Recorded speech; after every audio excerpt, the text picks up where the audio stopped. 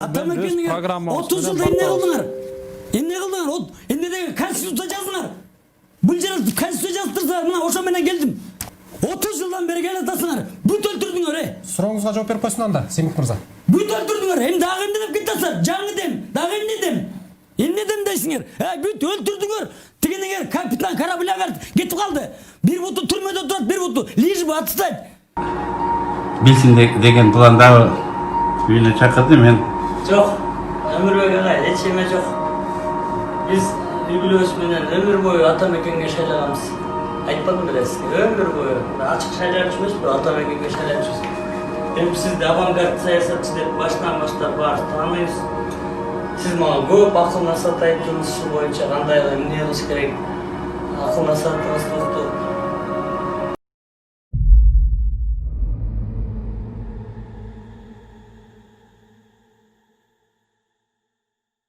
Чоң Казак партиясынын Ата Мекен партиясына берүүчү сурооңуз. Мына силердин лидериңер бир айда 3 партия алмаштырды. СДПК, ЛГБТ эмеле, ЛГБТ эле бирдеме деген. Анан үчүнчүсү могу Ата Мекен кирди. Бул 3 айда 3 партия алмаштырган бул эмне деген лидер? Ушуну айтып койгулачы мага. Эч ким 3 партия алмаштырган жок. СДПК да эле, анан ЛГБТ бирдемеге отурду, анан кийин Ата Мекенди жетектеп калбады. Ал ЛГБТ эмне ашты бул? ЛГБТ эмен ачып алып, эмне мунун баарын съезд өткөрүп, анан тигинтип, анан токмоком этип, анан бир айдан жаап койгон. Ал эмнеден идея? Анан эмне болуп эле Ата Мекенге келип калат бул? ЛГБТ ТЛГБТ ошонсун кетирбейби до конца. Суроого жооп берип койсун анда. Мына айтыла. Эми биринчиден СДПКдан биз баарыбыз кеттик, анткени ал партия чачырап кетти. Экинчиден сиз бир эле партияда болот, ошо менен жүрөт. 3 айда 3 партия алмаштырбайт. Сиз шашпаңыз, сөз бериңиз бираз. Анан эле. Экинчиден Кыргыз демократия партиясында биз баарыбыз мүчөбүз. Биз ошону менен толугу менен Ата Мекенин ичине коалиция болуп кирдик. Аны эмнеге ачтыңар эле? Эмнеге ачтыңар? Жөн эле силерге ончук көп ачып эле съездин өткөрүп, канча миллион сомду тыгып туруп, анан аны жаап туруп, анан Ата Мекенге секирип кете бересиңерби? Силерден да идея бирдеме деп ачкансыңар да. Анда башынан эле Ата Мекенге келбейсиңерби? Ошол идея ары бери эметпей эле. Келип эле анан Ата Мекенге кирип, ошол жака кирбейт белеңер. Анан тиги бир айда 3 айда 3 партия алмаштырган, это уже непорядочность. Бизде бул партия толугу менен өз толук кураны менен коалицияга Ата Мекенге кирип, биз толугу менен өз программабыз 30 жылда эмне кылдыңар? Эмне кылдыңар? Эмне деген Конституция жаздыңар? Бул жерде Конституция жаздырса, мына ошо менен келдим. 10 жылда өлтүрүп койбодуңарбы силер? 10 жылда деген государствону Ата Мекен деген принципке чүрбөдүңөрбү? Ана аягында мына Өмүрбек Текебаевдин өзүнүн конституциясы менен жогорку соттон алып салбадыбы жана, несудимый болуп калды, полностью отменили да, кайра депутат болуш керек эле. Эмне болгон жок? Эмне 2 жылдан бери депутат болбойт? Өкүмдү үзүштү да, туурабы? Өкүмдү алышты да. Эми кайра депутат болуп келсин да. Текебаев. Эмне анан? Сиздин мүнөтүңүз кетип атат, ошондуктан жооп берип койсун. Эми ал конституция, жакшы конституция, ал иштебей турат. Бүгүн конституция эмес, бүгүн президенттик башкаруу иштеп атат. Ата Мекен 30 жылдан бери кел атасыңар. Бүт өлтүрдүңөр, Сурооңузга жооп берип койсун анда, Семик мырза. Бүт өлтүрдүңөр. Дагы эмне деп кетасыңар? Жаңы дем, дагы эмне дем? Эмне дем дейсиңер? Бүт өлтүрдүңөр. Тигинегер капитан кораблягар кетип калды. Бир буту түрмөдө турат, бир буту лишь бы отстать. Убактыңыз кетип атат. Эмне 30 жылдан бери бүт жерге Ата Мекен, все знают, дагы эле эметересиңерби? Семик мырза, сиздин убактыңыз кетип атат, ошондуктан Кыргызстанда туруктуу бир гана оппозиция бар, бул бүгүнкү күндө Ата Мекен. Ошол конституцияны иштетүү үчүн биз ушул программаны бартабыз. Ушул эмен өлтүрдү, ушуга чейин келтирди ушул. Ата Мекен, СДПК ушунун баары 30 жылдан бери отурушуп ушуга жеткирдиңер ушунун баарын. Экинчи сурооңузду бериңиз анда. Биздин дебаттардын да шартына көнүп коюңуздар. Сиздерге атайын шарт түзүп, сүйлөп калсын. Платформасын айтсак. Мындай экен да. Силерде дагы бизге шарт түзүп, бизге койгула да, анан силер өзүңөрдүн эле бестолковый суроолорду бере бересиңерби? Тигин эмне кылабыз, буну эмне кылабыз? Эчтеке болбойт.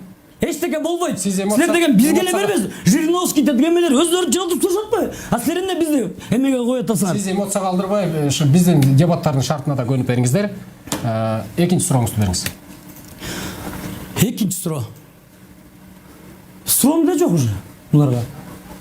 Түшүнүктүү, все. Мун бар, мен Текебаевди дагы мынтип жүргөм.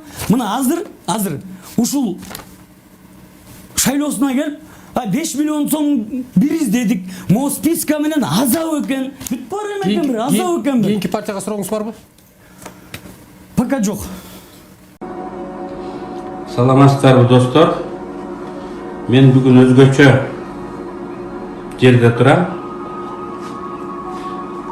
Бүгүн мени Сыймык үйүнө конокко чакырып, атактуу өзүнүн кухнясына чакырды. Бул жер мен айткандай тарыхый жер. Октябрь революциясынын негизги штабтарынын бири.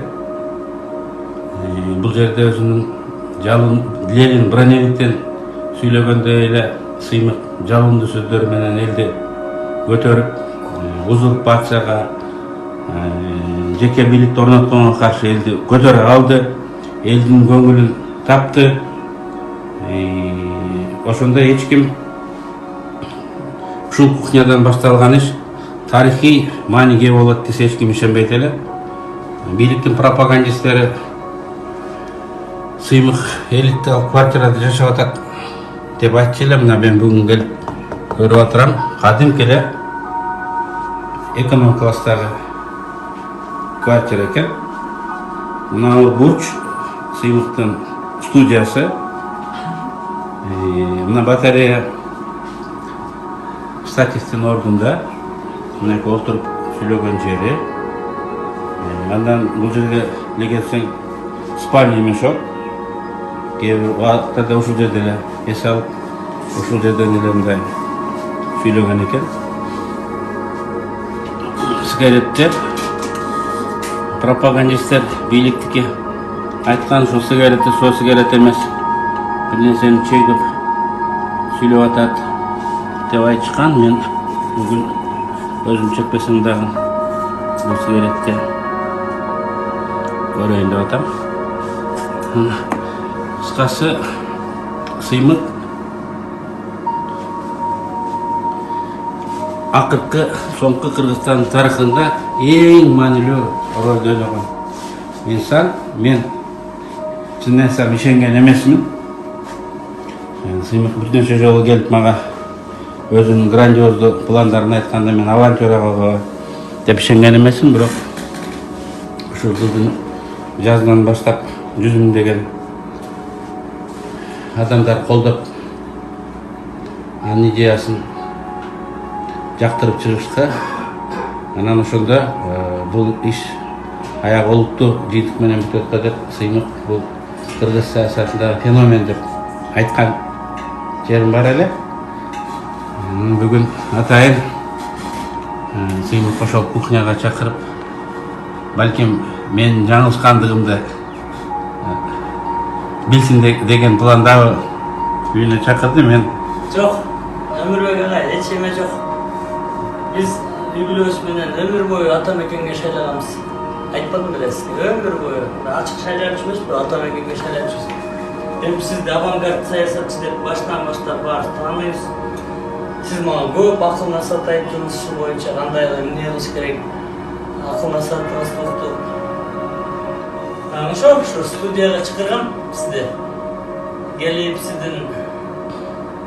сизде ич тарлык жок экен да, ич тарлык көрө албастык. эми бул студияны тарыхый жер дегенден кийин бүткүл кыргызстандыктар мындай көрүп билип койгону жакшы да, аки-чикисине чейинчи. Мен мындай тарыхый жерде турганыма бир чети кубанып турам. Рахмат, Өмүрбек. Анан тарых жасаган адамдардын жашоосунун ар бир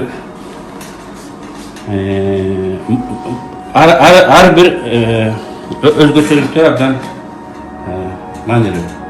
Жок, мен өзүмдүн үйүм бар, бирок аякта семья турат да.